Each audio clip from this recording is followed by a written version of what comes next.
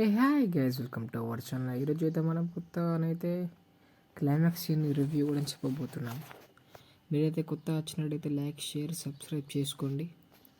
Climax scene వచ్చేసి ఏంటిదంటే, క్లైమాక్స్లో అయితే హింట్ ఇచ్చారు. దేవన లేకపోతే కాంచారకి రాజు